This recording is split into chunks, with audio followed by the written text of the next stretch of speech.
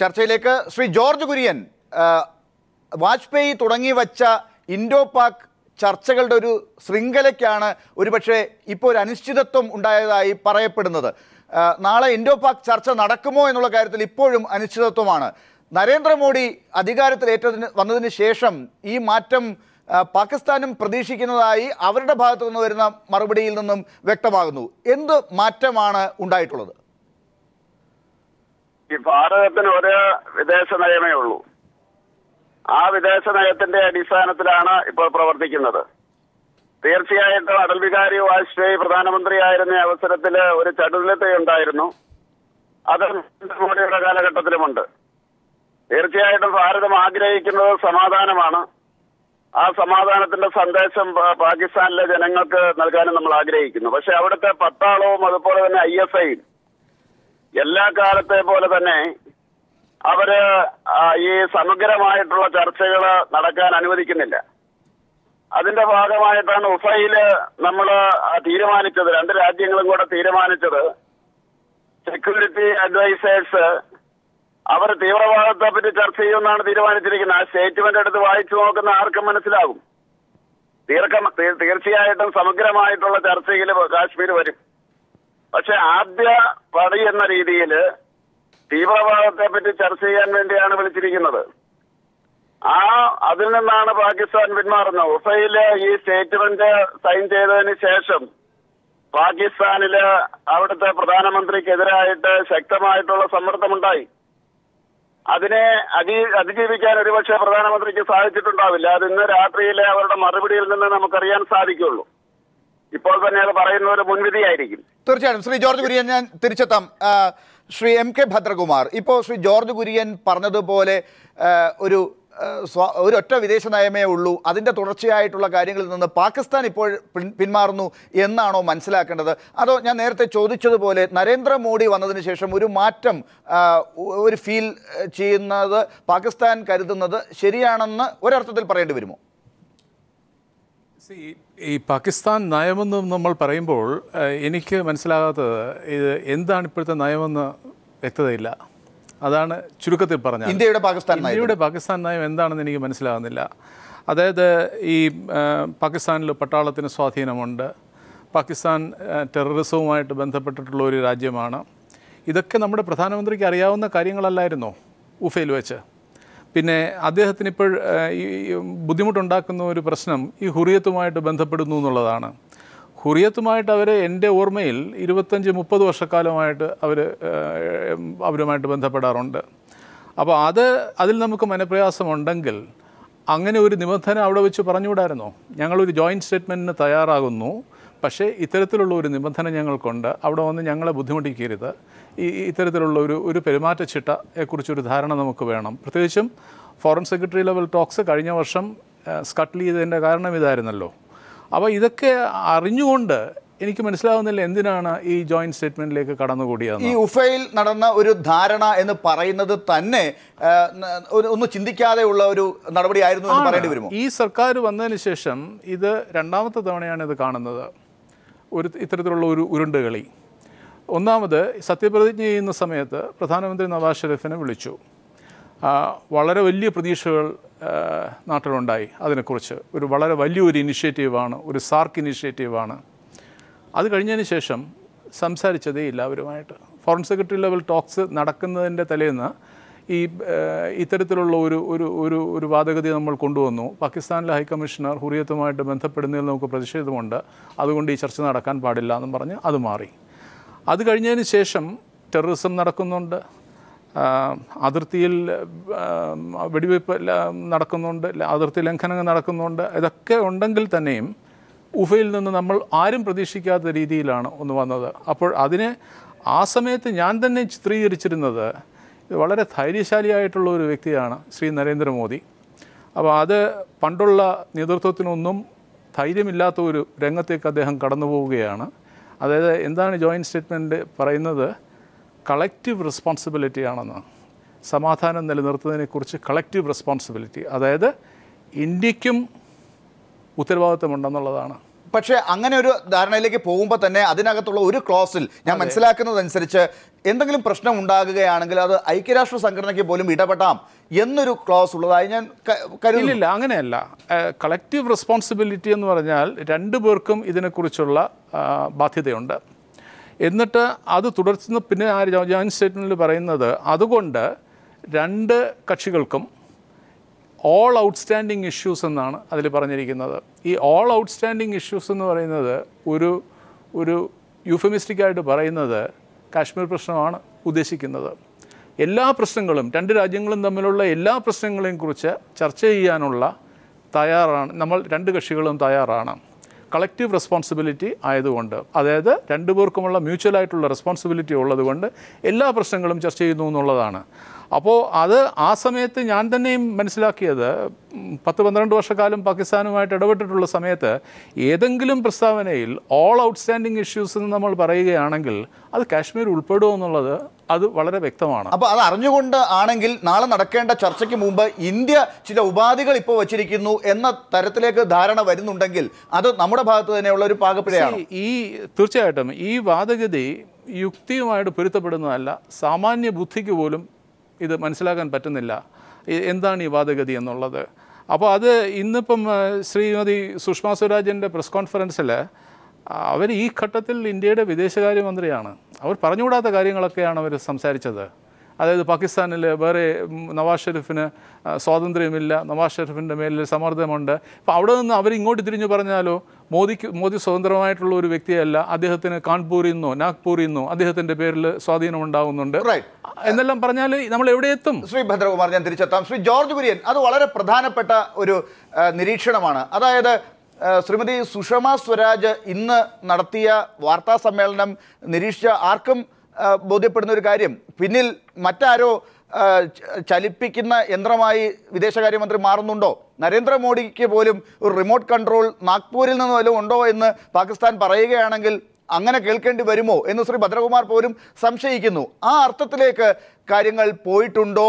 മുൻപ് ഉള്ള ചില നിബന്ധനകൾ മറന്നുകൊണ്ട്, പൊതുവായി എടുത്ത എഗ്രിമെൻറ്റുകൾ മറന്നുകൊണ്ട് ചില പുതിയ നിബന്ധനകൾ ഇപ്പോൾ വയ്ക്കുന്നതിൽ നിന്ന് അതല്ലേ മനസ്സിലാക്കേണ്ടത്? ഒരിക്കലും അങ്ങനെയല്ല. കാരണം നമ്മള് ഉഫ സ്റ്റേറ്റ്മെന്റിൽ വളരെ വ്യക്തമായിട്ട് പറയുന്നുണ്ടല്ലോ ആദ്യം ചർച്ച ചെയ്യേണ്ട കാര്യം എന്താണ്. അങ്ങനെ വ്യക്തമായിട്ട് പറയുന്നുണ്ടല്ലോ, 1, 2, 3, 4, 5 എന്ന് പറയുന്നുണ്ടല്ലോ. അതിലെ ആദ്യ പറയുന്നത് ഈ നമ്മുടെ തീവ്രവാദവുമായിട്ട് ബന്ധപ്പെട്ട കാര്യം ഈ നാഷണൽ സെക്യൂരിറ്റി അഡ്വൈസേഴ്സ് ചർച്ച ചെയ്യുന്നു. അതിനുശേഷം അതിർത്തിയുമായിട്ടുള്ള കാര്യം DGMOS ചർച്ച ചെയ്യുന്നു. പിന്നെ BSF DGമാർ ചർച്ച ചെയ്യുന്നു. അങ്ങനെയുള്ള എല്ലാ കാര്യങ്ങളും പറയുന്നുണ്ട്. അത് മാത്രമല്ല, സിംല കരാറിന്റെ അടിസ്ഥാനത്തിൽ ഇന്ത്യയും പാകിസ്ഥാനും തമ്മിലുള്ള ഏത് ഇഷ്യൂ ആണെങ്കിലും ഏത് വിഷയമാണെങ്കിലും മൂന്നാമതൊരു വ്യക്തികൾ പാടില്ല എന്നുണ്ട്. ഈ ഹുറിയത്ത് നേതാക്കന്മാര് 1994 പാകിസ്ഥാന്റെ പ്രസിഡന്റ് ഇന്ത്യയിൽ വന്ന അവസരത്തിൽ മുതൽ വരുന്നവരെ പോയി കാണുന്നുണ്ട്. അതിനെ പറയാറില്ല. ശ്രീ ജോർജ് കുര്യൻ, ഞാൻ ഒന്ന് അവിടെ ഇടപെടുകയാണ്. ശ്രീ ഭദ്രകുമാർ, ഈ മൂന്നാമതൊരു കക്ഷി ഇല്ല, ബൈലാറ്ററൽ ആണ് കാശ്മീർ വിഷയം എന്നുള്ളത് നമ്മൾ പറയുമ്പോഴാണ് ഹുറിയത്തിന്റെ കഴിഞ്ഞ കാലങ്ങളിൽ ഇടപെടലിനെ നമ്മൾ തടുത്തിട്ടില്ല എന്ന് പറയുന്നതും ഇപ്പോൾ അതിനെ ഇപ്പോഴത്തെ മന്ത്രാലയം ഇങ്ങനെ കാണുന്നതും. ഇത് വളരെ വിചിത്രമായിട്ടുള്ള ഒരു ചിത്രീകരണമാണ്. എൻ്റെ അറിവിൽ അവർ ഇന്ത്യക്കാരാണ്, ഇന്ത്യൻ പൗരന്മാരാണ്. അവരൊരു മൂന്നാം കക്ഷിയാകുന്നത് എങ്ങനെയാണെന്ന് എനിക്ക് മനസ്സിലാകുന്നില്ല. അവർ അമേരിക്കയിൽ നിന്നോ മൊസാംബിക്കിൽ നിന്നോ എല്ലാം വന്നവരാണോ? അവർ ഇന്ത്യക്കാരല്ലേ? അപ്പോൾ അവർ മൂന്നാം കക്ഷിയാകുന്നത് എങ്ങനെയാണ്? സിംല എഗ്രിമെൻറ്റിൻ്റെ, അതാ ഞാൻ പറഞ്ഞത്, വളരെ വിചിത്രമായിട്ടുള്ള ഒരു പ്രസ് കോൺഫറൻസാണ് ഇന്ന് ശ്രീമതി സുഷമ സ്വരാജ് കൊടുത്തതെന്നുള്ളത്.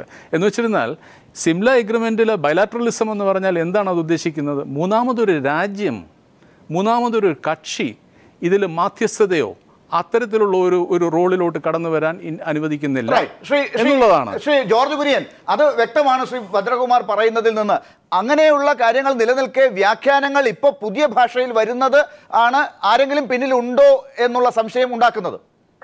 അല്ല, ഈ ഭദ്രകുമാർ തീരുമാനിക്കുന്നത് അവർ ഇന്ത്യക്കാരാണെന്ന് അവർ സമ്മതിക്കണ്ടേ? ഹുറിയത്തുകാര് അവർ ഇന്ത്യക്കാരാണെന്ന് പറയുന്നില്ലല്ലോ. അവര് വേറെ കാര്യങ്ങളല്ലേ പറയുന്നത്. അതാണല്ലോ തർക്കം ശ്രീ ജോർജ് കുര്യൻ. അവിടെയാണല്ലോ ഇന്ത്യ ഈ തർക്കം പരിഹരിക്കാൻ ശ്രമിച്ചുകൊണ്ടിരിക്കുന്നത്. പോയിന്റ് വന്നിരിക്കുന്നു. കാരണം സുഷമാ സ്വരാജിനെ കഴിഞ്ഞും അദ്ദേഹത്തിന് ഇഷ്ടപ്പെട്ടത് അവിടുത്തെ പാകിസ്ഥാന്റെ സെക്യൂരിറ്റി അഡ്വൈസർ പറയുന്നതാണ് ശരിയെന്നാണ് അദ്ദേഹത്തിന് തോന്നുന്നത്. അപ്പൊ അതുകൊണ്ട് അത് കേൾക്കുന്ന ശ്രോതാക്കളാണ് തീരുമാനിക്കേണ്ടത്. ഇങ്ങനെ ഒരു സ്റ്റേജ് എത്തിക്കഴിഞ്ഞാൽ ചർച്ചയിൽ വളരെ വ്യക്തമായിട്ട് നമ്മൾ എഴുതി വെച്ചിരിക്കുന്നു, NSAമാര് ചർച്ച ചെയ്യേണ്ടത് ടെററിസമാണ്. ഭദ്രകുമാറിനെ സംബന്ധിച്ചിടത്തോളം കാശ്മീരാണ് ചർച്ച ചെയ്യേണ്ടത്. അപ്പൊ അത് എന്ത് വിദേശ വിദഗ്ധനാണെന്ന് എനിക്ക് മനസ്സിലാവുന്നില്ല. തീർച്ചയായിട്ടും എന്തായാലും കുറെ ശ്രോതാക്കൾക്ക് വേണ്ടിയാണ് ചില കാര്യങ്ങൾ ഇപ്പോ വിദേശകാര്യ മന്ത്രാലയം പറയുന്നത് എന്നാണ് ശ്രീ ജോർജ് കുര്യൻ പറയുന്നതിൽ നിന്ന് മനസ്സിലാകുന്നത്. നമുക്ക് ശ്രീ ഭദ്രകുമാറിലേക്ക് വരുന്നതിന് മുമ്പ് ശ്രീ ജോർജ് കുര്യൻ ഒരു ചെറിയ കാര്യം, അതായത് ഇന്ന് രാത്രിയിലാണ് ചർച്ച നടക്കുമോ ഇല്ലയോ എന്നുള്ളതിന്റെ വിശദാംശങ്ങൾ ഇനിയും തീരുമാനിക്കപ്പെടുക. രണ്ട് രാജ്യങ്ങളും അവരവരുടെ നിലപാടിൽ തന്നെ ഉറച്ചു നിൽക്കുന്നതായിട്ടാണ് മനസ്സിലാക്കുന്നത്. ഇന്ത്യയുടെ പരാജയം കൂടി ആകില്ല ഈ ചർച്ച നടക്കാതെ പോയാൽ. ചർച്ച നടക്കണ്ടേ? 99 മുതൽ വാജ്പേയി തുടങ്ങി വെച്ച ഒരു പുതിയ വിദേശ കാര്യത്തിനല്ലേ ഇവിടെ തടസ്സമുണ്ടാകുന്നത്? അത് നരേന്ദ്രമോദിയിലൂടെ തന്നെ. അത് പാകിസ്ഥാൻ എത്ര പ്രാവശ്യം ഇന്ത്യയെ ചതിച്ചിട്ടുണ്ടെന്നുള്ളത് ഈ ചർച്ച കേൾക്കുന്ന ജനങ്ങൾക്കറിയാം. പാകിസ്ഥാനും ചൈനയും എന്നും അവര് ഇന്ത്യയെ ചതിക്കുന്ന രാജ്യങ്ങളാണ്. അപ്പൊ അതുകൊണ്ട് എങ്കിൽ തന്നെയും ഇന്ത്യ ഒരു സമാധാനം ആഗ്രഹിക്കുന്ന രാജ്യമായതുകൊണ്ട് നിരന്തരം അയൽവാസികളുമായിട്ട് ചർച്ച ചെയ്തുകൊണ്ടിരിക്കും. അതാണ് ഒരു രാജ്യം സമാധാനം ആഗ്രഹിക്കുന്നു എന്നുള്ളതിന്റെ ലക്ഷണം.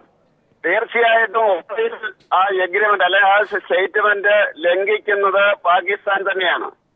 കോംപ്രിഹെൻസീവ് ആയിട്ടുള്ള ചർച്ച എന്ന് പറയുന്നത് അതിന്റെ ഓപ്പറേറ്റിംഗ് പാർട്ടായിട്ട് ഓരോന്നും പറഞ്ഞിട്ടുണ്ട്. അടുത്ത ഇത് കഴിയുമ്പോൾ തീർച്ചയായിട്ടും കോംപ്രിഹെൻസീവ് ആയിട്ടുള്ള ചർച്ച വരുമല്ലോ. സമഗ്രമായിട്ടുള്ള ചർച്ച വരുന്ന അവസരത്തിൽ തീർച്ചയായിട്ടും എല്ലാ വിഷയവും വരും. അപ്പൊ പാകിസ്ഥാന്റെ ഭാഷയിൽ ഇന്ത്യയിൽ ഇരുന്ന് സംസാരിക്കുക എന്ന് പറയുന്നത് തീർച്ചയായിട്ടും ഒരു ശരിയായിട്ടുള്ള കാര്യമല്ല. എഴുതി വെച്ചിരിക്കുന്ന വായിക്കാമല്ലോ, ഈ വിദേശകാര്യ വിദഗ്ധർക്ക് അത് വായിക്കാമല്ലോ.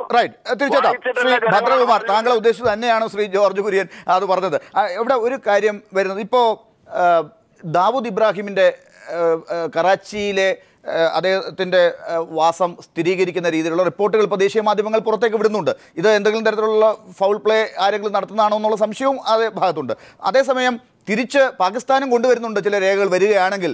റോയുടെ അവിടുത്തെ ഭീകരവാദത്തിൻ്റെ കാര്യങ്ങൾ അവരും കണ്ടെത്തി കൊണ്ടുവരികയാണ്. ഈ രണ്ട് രാജ്യങ്ങളും ഇപ്പോൾ പുതിയ സാഹചര്യത്തിൽ നരേന്ദ്രമോദി ഇവിടെ നിന്നുകൊണ്ടും അപ്പുറത്ത് നവാസ് ഷെരീഫ് നിന്നുകൊണ്ടും ആഭ്യന്തര രാഷ്ട്രീയത്തെ കണ്ടുവച്ചുകൊണ്ടാണോ ഈ വിദേശകാര്യം നടത്തുന്നത്? അത് അതിന് ഒരു ഭാഗത്തു നിന്ന് നോക്കുമ്പോൾ തീർച്ചയായിട്ടും അതിനൊരു റിലവൻസ് ഉണ്ട്. അത് ഡിനൈ ചെയ്യാൻ പറ്റില്ല. എന്ന് വെച്ചിരുന്നാൽ നമ്മൾ ഇപ്പോഴും അവതരിപ്പിക്കുന്ന ഈ വാദങ്ങളുണ്ടല്ലോ, ഇതെല്ലാം മുടന്തൻ ന്യായമാണ്. കാര്യം എന്ന് വെച്ചിരുന്നാൽ ഇതിൽ എന്തെങ്കിലും കഴമ്പുണ്ടെങ്കിൽ, ഇപ്പോൾ ഉദാഹരണത്തിന് എടുക്കുക, ഹുറിയത്തിൻ്റെ തന്നെ എടുക്കുക. എന്താ പാകിസ്ഥാൻ ചെയ്തിരിക്കുന്നത്? പാകിസ്ഥാൻ ചെയ്തിരിക്കുന്നത് അവർ ഒരു മീറ്റിങ്ങിനല്ല ഇവർ ക്ഷണിച്ചു വരുത്തുന്നത്. അവിടെ എംബസിയിൽ ഒരു റിസപ്ഷൻ നടത്തുന്നു. റിസപ്ഷൻ നടത്തുന്നതിന് നൂറുകണക്കിന് ആളുകളെ അവർ ക്ഷണിക്കുന്നു, ഇന്ത്യൻ പൗരന്മാരെ. അതിൻ്റെ കൂടെ ഇവരെയും ക്ഷണിച്ചു. നമുക്ക് അവരവിടെ പോകുന്നതിന്, ആ ക്ഷണം എടുത്തുകൊണ്ട് ആ വിരുന്നിന് പോകുന്നതിന് തടസ്സമുണ്ടെന്നുണ്ടെങ്കിൽ അവരെ തടസ്സപ്പെടുത്താം. അതല്ലേ ഉള്ളത്? അപ്പോൾ എന്ന് വെച്ചാൽ 10-30 വർഷക്കാലമായിട്ട് അവർ ചെയ്തിട്ടുള്ള ഒരു കാര്യമേ അവർ ചെയ്യുന്നുള്ളൂ. അതുമാത്രമല്ല, ഒരു സ്റ്റാൻഡ് ലോൺ മീറ്റിങ്ങും അല്ല, ഒരു റിസപ്ഷനിലേക്കാണ് അവർ ക്ഷണിച്ചിരിക്കുന്നത്. താങ്കളെ എന്നെ വിളിക്കുന്ന കണക്ക് അവരെ വിളിക്കുന്നു, അത്രയേ ഉള്ളൂ. അത് ഇത്ര വലിയൊരു അതുകൊണ്ടാണ് ഇതിൽ പ്രശ്നം വരാൻ പോകുന്നത്. 3-4 തലത്തിൽ നോക്കുമ്പോൾ ഇത് വലിയ പ്രശ്നം ഉണ്ടാകും. ഒന്ന്, രാജ്യത്തിൻ്റെ പ്രതിച്ഛായ മങ്ങും എന്നുള്ളത് തീർച്ചയാണ്. എന്ന് വെച്ചാൽ ഇത് സാമാന്യ ബുദ്ധിയുള്ളവർക്ക് മനസ്സിലാക്കും, ഇതെല്ലാം മുടന്തൻ ന്യായമാണ്. ഇത്തരത്തിലുള്ള കാര്യങ്ങൾ, പ്രശ്നങ്ങൾക്ക് ഇന്ത്യ ഉണ്ടായിരുന്നുവെങ്കിൽ ബുദ്ധി ഉപയോഗിച്ച് നമ്മുടെ പ്രധാനമന്ത്രി നവാസ് ഷെരീഫുമായിട്ട് ഇത് സംസാരിക്കേണ്ടതായിരുന്നു. ഈ ജോയിൻറ്റ് സ്റ്റേറ്റ്മെൻറ്റിലോട്ടും മറ്റും കടക്കുന്നത് മാത്രമല്ല, ജോയിൻറ്റ് സ്റ്റേറ്റ്മെൻറ്റ് കഴിഞ്ഞിട്ട് അദ്ദേഹം പ്രഖ്യാപിക്കുകയും ചെയ്തു അദ്ദേഹം പാകിസ്ഥാനിലേക്ക് പോകാൻ പോവുകയാണെന്ന്. ശ്രീ ജോർജ് കുര്യൻ, ഈ കാര്യങ്ങളിൽ എന്ത് വിശദീകരണമാണ് നൽകുക? ഇവിടെ ഇത്തരമൊരു പശ്ചാത്തലം ഉണ്ടാക്കുന്നതിൽ ഇന്ത്യയും അതിൻ്റെതായ പങ്ക് വഹിച്ചിട്ടുണ്ടല്ലോ ഈ പറഞ്ഞ അർത്ഥത്തിൽ നോക്കുമ്പോൾ. ഇന്ത്യയെ സംബന്ധിച്ചിടത്തോളം വളരെ വ്യക്തമായിട്ട്, അതായത് ഇന്ത്യ ആ സ്റ്റേറ്റ്മെന്റിന്റെ അർത്ഥത്തിന്റെ അടിസ്ഥാനത്തിൽ തന്നെയാണ് പ്രവർത്തിച്ചുകൊണ്ടിരിക്കുന്നത്. ഇത് ഹുറിയത്ത് ലീഡേഴ്സിന്റെ കാര്യം പറയുന്നത്, നേരത്തെ അവര് ഹുറിയത്ത് ലീഡേഴ്സ് പാകിസ്ഥാനിൽ ആരെങ്കിലും വന്നു കഴിഞ്ഞാൽ അവരെ കാണണമെന്ന് പറയുകയും ചർച്ചകൾക്കും പരിപാടികൾക്കും ശേഷം ലീഡേഴ്സ് കാണുകയും ചെയ്യും. കഴിഞ്ഞ ആഗസ്റ്റ് മാസം മുതൽ ചെയ്യുന്നത് എങ്ങനെയാണെന്ന് ചോദിച്ചാൽ, ഹുറിയത്ത് ലീഡേഴ്സിനെ വിളിച്ച് അഭിപ്രായം ആരാഞ്ഞിട്ട് ചർച്ചയ്ക്ക് വരുന്ന ഒരു പരിപാടിയാണ്. ഹുറിയത്ത് ലീഡേഴ്സ് അങ്ങോട്ട് ആവശ്യപ്പെടുകയല്ല, അവർ വിളിക്കുകയാണ്. മറ്റൊന്ന് ഹുറിയത്ത് ലീഡേഴ്സിനെ സംബന്ധിച്ചിടത്തോളം ഇന്ന് കാശ്മീരിൽ ശ്രീ ജോർജ് കുര്യൻ അങ്ങനെയാണെങ്കിൽ തന്നെ ഇത് കഴിഞ്ഞ ആഗസ്റ്റ് തൊട്ട് ഇപ്പൊ പുതിയ വിദേശകാര്യ മന്ത്രാലയം വന്നതിന് ശേഷമാണ് ഈ പുതിയ ശീലം പാകിസ്ഥാൻ നടത്തി തുടങ്ങിയതെങ്കിൽ ആ കാര്യം നവാസ് ഷെരീഫിന് ഉഫ എഗ്രിമെന്റ് നടത്തിയ ഘട്ടത്തിൽ തന്നെ ശ്രീ ഭദ്രകുമാർ പറഞ്ഞതുപോലെ പറയാമായിരുന്നല്ലോ. ആ കാര്യങ്ങൾ ചൂണ്ടിക്കാട്ടിക്കൊണ്ട് അതിലൊക്കെ ക്ലോസുകൾ വെച്ചുകൊണ്ടുള്ള എഗ്രിമെന്റിലേക്ക് പോയാൽ മതിയായിരുന്നല്ലോ. ഈ ഇന്ത്യ പാക് ചർച്ചയിലും തുടക്കത്തിലെ തന്നെ ആ കാര്യം പറയാമായിരുന്നല്ലോ. എന്തിന് ഇങ്ങനെ ഒരു വലിയ ഭൂകമ്പം ഇപ്പോൾ ഉണ്ടാക്കുന്നു? ഈ ഭദ്രകുമാറിന്റെ അത്രയും ഒരു ബുദ്ധിയും മോഡിക്കില്ല. കാരണം അതുകൊണ്ടാണല്ലോ ഇങ്ങനെയുള്ള വലിയ ബുദ്ധികളൊന്നും അദ്ദേഹം ഏറ്റെടുക്കാത്തത്, മോഡി ഏറ്റെടുക്കാത്തത്. വളരെ വ്യക്തമല്ലേ, പ്രധാനമന്ത്രിമാർ ചർച്ച ചെയ്യുന്ന അവസരത്തിൽ ഈ കാര്യങ്ങളെല്ലാം ചർച്ച ചെയ്തിട്ടായിരിക്കുമല്ലോ. അല്ലാതെ നവാസ് ഷെരീഫ് എന്ന് പറയുന്ന ഒരു പരിചയമില്ലാത്ത രാഷ്ട്രീയക്കാരനോ നേതാവോ അല്ലല്ലോ. അപ്പൊ അതുകൊണ്ട് തീർച്ചയായിട്ടും ആ നവാസ് ഷെരീഫ് എഗ്രിമെന്റ് ഒപ്പുവെച്ചത് അല്ലെങ്കിൽ സമ്മതിച്ചത് അവരുടെ ഭരണകൂടം അല്ലെങ്കിൽ അവിടുത്തെ ഏതെങ്കിലും ഘടകം സമ്മതിക്കുന്നില്ല. ശ്രീ ഭദ്രകുമാർ, അതിലൊരു താങ്കളുടെ ഒരു നിരീക്ഷണം കൂടി പറഞ്ഞിട്ട് നമുക്ക് ഈ ചർച്ച അവസാനിപ്പിക്കാം. അതായത് ഇപ്പോ ഞാൻ ആർക്കും പ്രതികരിക്കാൻ പോകുന്നില്ല. എന്തെങ്കിലും കാര്യം ഉണ്ടെങ്കിൽ ഞാൻ അതിന്റെ അഭിപ്രായം പറയാം, അത്രേ ഉള്ളൂ എനിക്ക് താല്പര്യം. അതായത് ഇപ്പൊ ഈ ചർച്ച ഇപ്പോ നാളെ നടക്കുകയാണെങ്കിൽ അല്ലെങ്കിൽ അവിടെ ഹുറിയത്ത് ലീഡേഴ്സ് വരുന്നുണ്ടോ ഇല്ലയോ എന്നുള്ളതിനെ കുറിച്ച് ഇന്ത്യയാണ് തീരുമാനമെടുക്കുക. ആ തീരുമാനത്തിന്റെ പുറത്ത് നാളെ ഒരു ചർച്ച നടക്കും എന്ന് താങ്കൾ കരുതുന്നുണ്ടോ? ഇപ്പോൾ അവസാനമായിട്ട് പാകിസ്ഥാൻ, ഞാൻ ഇങ്ങോട്ട് വരുന്നതിന് മുമ്പ് അവസാനമായിട്ട് കണ്ടത് അവരുടെ ഇൻഫർമേഷൻ മിനിസ്റ്റർ റഷീദ് പറഞ്ഞത് അവർ ഇന്ത്യ തടഞ്ഞില്ലെങ്കിൽ ഇദ്ദേഹം ഇവിടെ വരുമെന്നാണ്. അപ്പോൾ അദ്ദേഹം പറഞ്ഞ ടിക്കറ്റ് എടുത്തിരിക്കുകയാണ്, അദ്ദേഹത്തിന് ഇങ്ങോട്ട് വരുന്നതിൻ്റെ പെട്ടിയിലും സാധനങ്ങളൊക്കെ അദ്ദേഹം ഒരുക്കി വെച്ചിരിക്കുകയാണ്, അദ്ദേഹം പോവുകയാണെന്നുള്ളതാണ്. അപ്പോൾ അവർ ഈ പ്രീ കണ്ടീഷൻ്റെ കാര്യത്തിൽ നിന്ന് മാറിയിട്ട് അവരിങ്ങോട്ട് വരുന്നതിന് അവർക്ക് മനപ്രയാസമില്ല എന്നുള്ളത് അവർ പറയും. നമ്മൾ ഇത് തടയേണ്ടി വരും. എനിക്ക് തോന്നുന്നില്ല പാകിസ്ഥാൻ ഈ കണ്ടീഷൻസിൻ്റെ കാര്യത്തിലോട്ട് കടന്ന് ഈ അവരതിൻ്റെ റെസ്പോൺസിബിലിറ്റി എടുക്കുമെന്ന്. അവരെ സംബന്ധിച്ചിടത്തോളം അവരുടെ നിലപാട് ഇതൊക്കെ ഉണ്ടെന്നുണ്ടെങ്കിലും ഈ കണ്ടീഷൻസും ഒക്കെ ഉണ്ടെന്നുണ്ടെങ്കിലും സംസാരിക്കണമെന്നുള്ളതാണ്. അപ്പോൾ നമുക്ക് വലിയ ബുദ്ധിമുട്ടുണ്ടാവും നാളെ. ഇതിപ്പോഴ് സുഷമ സ്വരാജ് പറഞ്ഞതനുസരിച്ച് ഇന്നത്തെ പാകിസ്ഥാനി പ്രസ്സിൽ പറഞ്ഞത് നമ്മളുടെ അവിടുത്തെ ഹൈക്കമ്മീഷൻ ഇന്നലെ തന്നെ അവിടെ അറിയിച്ചു എന്ന് ഈ NSA ലെവലിലുള്ള ചർച്ച നടക്കാൻ പോകുന്നില്ല എന്ന് ഇന്നലെ അറിയിച്ചു എന്നുള്ള ഇന്നത്തെ പത്രത്തിൽ, പാകിസ്ഥാൻ പത്രത്തിൽ ആ വാർത്ത വന്നു. അപ്പോൾ അത് നമ്മൾക്കിവിടെ അതിന് ഒഫീഷ്യലായിട്ട് അനൗൺസ്മെൻറ്റ് വന്നില്ല. അതിനുവേണ്ടിയുള്ള തയ്യാറെടുപ്പുകളാണ് ഇന്നത്തെ ഈ പ്രസ് കോൺഫറൻസും മറ്റും നടക്കുന്നത്. അപ്പോൾ അതുകൊണ്ടാണ് ഞാൻ വളരെ വളരെ വ്യക്തമായിട്ട് ഞാനിത് പറഞ്ഞു, ഇതൊക്കെ മുടന്തൻ ന്യായങ്ങളാണ്, നമ്മൾക്ക് ഈ ചർച്ചയിൽ താല്പര്യമില്ല ഞാൻ മനസ്സിലാക്കുന്നിടത്തോളം. അപ്പോൾ ഇത് കഴിഞ്ഞ വർഷം ഈ സത്യപ്രതിജ്ഞയുടെ സമയത്ത് നവാസ് ഷെരീഫിനെ വിളിച്ചതിന് ശേഷം ഈ ഉരുണ്ടുകളി ഇതുപോലെയായിരുന്നു. ഒരു മുടന്തൻ ന്യായവും കൊണ്ടുവന്ന് ഈ ഹുറിയത്തെന്നും പറഞ്ഞുകൊണ്ട് ആ ചർച്ചയിലൂടെ നമ്മൾ കടന്നില്ല. രണ്ടാമത് വീണ്ടും ഇത് ആവർത്തിക്കുന്നു. അപ്പോൾ എൻ്റെ അവസാനത്തെ ബാക്കിതാണ് അതിലുള്ളത്. നമ്മളുടെ നയം എന്താണെന്ന് മനസ്സിലാവുന്നില്ല, എന്താണ് ബുദ്ധിമുട്ടെന്ന് മനസ്സിലാവും. ജോർജ് കുര്യൻ, നമുക്ക് അവിടെ അവസാനിപ്പിക്കാൻ. താങ്കൾക്ക് ഇത്രയും നേരം ശബ്ദത്തിലൂടെയാണ് നമുക്ക് ഈ ചർച്ച അവസാനിപ്പിക്കുമ്പോൾ താങ്കൾ ദൃശ്യമായി ലഭ്യമാണ്. എന്താണ് ഇന്ത്യ പാക് നയം നരേന്ദ്രമോദിയുടെ കീഴിൽ? അതാണ് തീർച്ചയായിട്ടും രണ്ട് പ്രധാനമന്ത്രിമാർ ഉഭയിൽ വെച്ച് ഒരു സ്റ്റേറ്റ്മെൻറ്റ് ഇഷ്യൂ ചെയ്യുന്നു. അതിൻ്റെ അടിസ്ഥാനത്തിലായിരിക്കണം ഇനിയുള്ള നടപടികൾ. ഇന്ത്യ വളരെ വ്യക്തമായിട്ട് പറയുന്നു. അതിൻ്റെ അകത്ത് എഴുതി വച്ചിരിക്കുന്നത് കൂട്ടുത്തരവാദിത്തമാണ്. അവർക്ക് ആർക്കും വായിക്കാം. NSAമാരുടെ ചർച്ചയിൽ വരുന്നത് ഭീകരവാദമാണ്, അത് ചർച്ച ചെയ്യുന്നു. അതിനുശേഷം DG MOSമാർ ചർച്ച ചെയ്യുന്നു.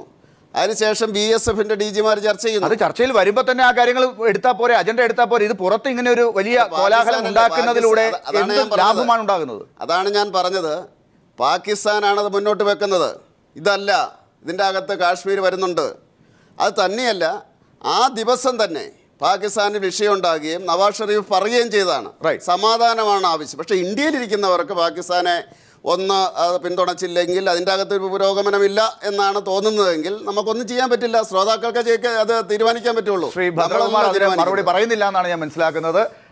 ഇന്ത്യയിൽ ഇരിക്കുന്നവർക്ക് അങ്ങനെ ഒരു ആഗ്രഹമുണ്ടോ? BJPയുടെ ആരോപണം എത്രത്തോളം കഴമ്പുള്ളതാണ്? വരും ദിവസങ്ങളിൽ ഒരുപക്ഷെ നാളെ തന്നെ അതിന് വ്യക്തമായൊരു ചിത്രം ലഭിക്കുമായിരിക്കും. ഈ ചർച്ചയിൽ പങ്കെടുത്തതിന് വളരെ നന്ദി ശ്രീ ഭദ്രകുമാർ, ശ്രീ ജോർജ് കുര്യൻ. ബാർ കോഴക്കേസിൽ വിജിലൻസിനെതിരെ കോടതി. സ്വകാര്യ അഭിഭാഷകരിൽ നിന്ന് നിയമോപദേശം തേടാൻ ആരാണ് നിർദ്ദേശം നൽകിയതെന്ന് വിജിലൻസ് കോടതി. നിയമോപദേശത്തിന്റെ സാധുത എന്തെന്നും കോടതി ആരാഞ്ഞു. ബാർ കോഴക്കേസ് സെപ്റ്റംബർ 10 മാറ്റിയിരിക്കുകയാണ്. ഈ വിഷയമാണ് ന്യൂസ് ആൻഡ് വ്യൂസ് ഇപ്പോൾ ചർച്ച ചെയ്യുന്നത്. ചർച്ചയിൽ പങ്കെടുക്കുന്നത് advocate Antony Raju, advocate Lali Vincent, advocate AN Shamseer, advocate Shivan Madathil. 4 അഡ്വക്കേറ്റ്മാരാണ്. ഏറ്റവും ആദ്യം ശ്രീ ആന്റണി രാജുവിലേക്ക് തന്നെ വരുന്നു. ശ്രീ ആന്റണി രാജു, സ്വകാര്യ അഭിഭാഷകർ, സുപ്രീം കോടതിയിലെ അഭിഭാഷകർ നിയമോപദേശം നൽകിയിരിക്കുന്നു എന്നുള്ളതാണ് വിജിലൻസ് കോടതിയെ ഇങ്ങനെ സംശയത്തിൽ കൊണ്ടുവന്ന് എത്തിച്ചിരിക്കുന്നത്. എന്താണ് അതിന് നിയമസാധുത എന്ന് കോടതി ചോദിക്കുന്നു? ബഹുമാനപ്പെട്ട കോടതി, വിജിലൻസ് കോടതി അങ്ങനെ ഒരു സംശയം പ്രകടിപ്പിച്ചതിൽ യാതൊരു അസ്വാഭാവികതയുമില്ല.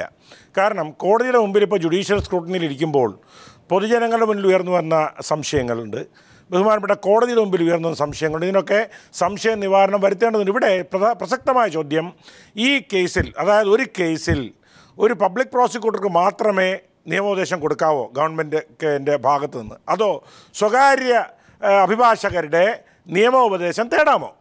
വളരെ ക്ലിയറായിട്ട് സുപ്രീം കോടതി ജസ്റ്റിസ് KT തോമസും ജസ്റ്റിസ് DP മോഹപാത്ര 2000 സുപ്രീം കോടതി കേസസ് 2000 തന്നെ വളരെ ക്ലിയറായിട്ട് പറഞ്ഞിട്ടുണ്ട്.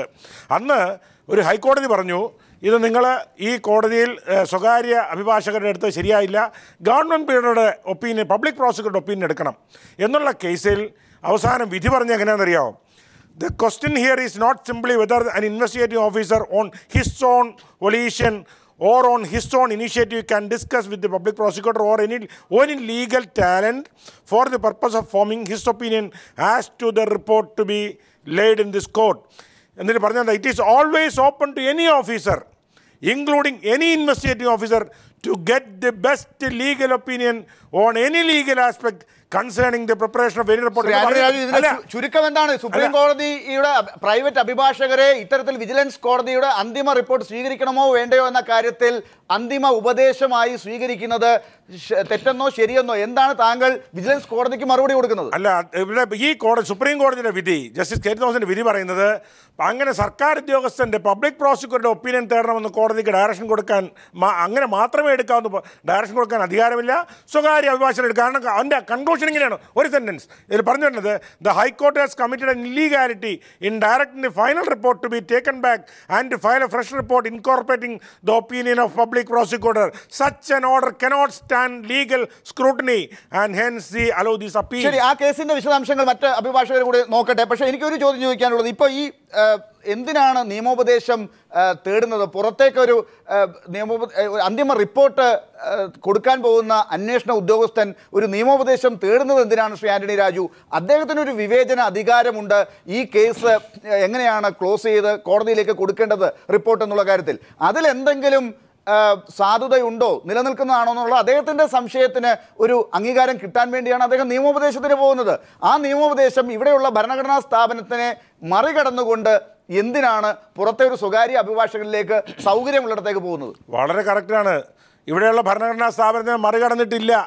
CC അഗസ്റ്റിൻ എന്ന് പറയുന്ന വിജിലൻസിന്റെ ലീഗൽ അഡ്വൈസറുടെ റിപ്പോർട്ടാണ് ആദ്യം തേടിയത്. CC അഗസ്റ്റിന്റെ റിപ്പോർട്ടിന്റെ പുറത്ത് കൊടുക്കാത്തത് എന്തുകൊണ്ട്? എന്തിന് പുറത്തേക്ക് വീണ്ടും പോയി? അത് ആ റിപ്പോർട്ടിനെ കുറിച്ചുള്ള ആക്ഷേപം ഉയർന്നപ്പോൾ, അത് ഒരു സർക്കാർ സ്വാധീനിച്ച സർക്കാരിന്റെ അഭിഭാഷകനാണ് എന്നൊക്കെ ആരോപണം ഉയർന്നപ്പോൾ ഒരു ഗവൺമെന്റ് കൺസേൺ DGPക്ക് IPS ആന്റണി രാജു അന്വേഷണ ഉദ്യോഗസ്ഥർ നോക്കുന്നത്, ഗവൺമെന്റ് ഇവിടെ ശമ്പളം കൊടുത്ത് ഇവിടെ ഈ ഗവൺമെന്റ് ലീഡർമാരെ വച്ചിരിക്കുമ്പോൾ അവരോട് ചോദിച്ചാൽ അത് രാഷ്ട്രീയമായ ചില ചോദ്യങ്ങൾ ഉണ്ടാകുമെന്ന് പറഞ്ഞുകൊണ്ട് എല്ലാ കാര്യങ്ങളും ഇങ്ങനെ പുറത്തേക്ക് പോയി കഴിഞ്ഞാൽ ഇവിടെ എന്തിനാണ് ഇവരെയൊക്കെ ശമ്പളം കൊടുത്തിരുത്തിയിരിക്കുന്നത്? അത് അദ്ദേഹത്തിന്റെ ഡിസ്ക്രിപ്ഷൻ ആണെന്ന് മാത്രമല്ല, അങ്ങ് പറഞ്ഞല്ലോ എന്തിനാണ് ചോദിച്ചത്. ഇടതുപക്ഷ മുന്നണി ഗവൺമെന്റ് കാലത്ത് 14 കേസുകളിൽ ചെയ്തതുകൊണ്ടാണോ ഈ കാര്യത്തിൽ ഇത് ചെയ്തത്? അല്ലല്ല, എന്തിനാണ് അങ്ങ് ചോദിച്ചു, സർക്കാർ എന്തിനാ ശമ്പളം കൊടുത്തിരുത്തിയിരിക്കുന്നത്?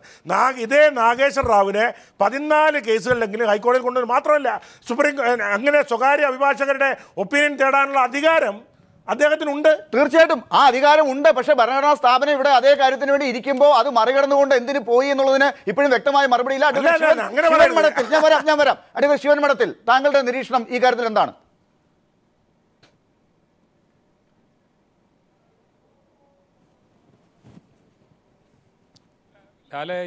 ഈ ചർച്ചയിലെ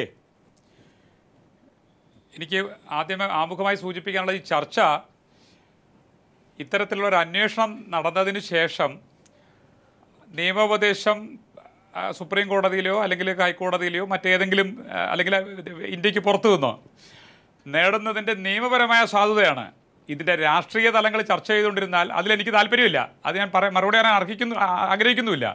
നിയമപരമായ കാര്യങ്ങളെക്കുറിച്ച് മാത്രം പറയാം. ശ്രീ ആന്റണി രാജു ഇവിടെ പറഞ്ഞ ജഡ്ജ്മെൻറ്റ് നമ്മുടെ ഇപ്പോൾ ചർച്ച ചെയ്യുന്ന വിഷയവുമായിട്ട് യാതൊരു ബന്ധവുമില്ലാത്തതാണ്. ഒന്നാമത്തെ കാര്യം, അന്വേഷണ ഉദ്യോഗസ്ഥ ഇൻവെസ്റ്റിഗേഷൻ ഓഫീസർക്ക് അദ്ദേഹം നടത്തുന്ന അന്വേഷണത്തിൽ എന്തെങ്കിലും രീതിയിലുള്ള ലീഗൽ ഇൻഫോർമിറ്റിയോ അല്ലെങ്കിൽ നിയമപരമായ ഏതെങ്കിലും രീതിയിലുള്ള വ്യാഖ്യാനത്തിലോ അപാകതകൾ തോന്നിയാൽ അദ്ദേഹത്തിന് നിയമോപദേശം തേടാം.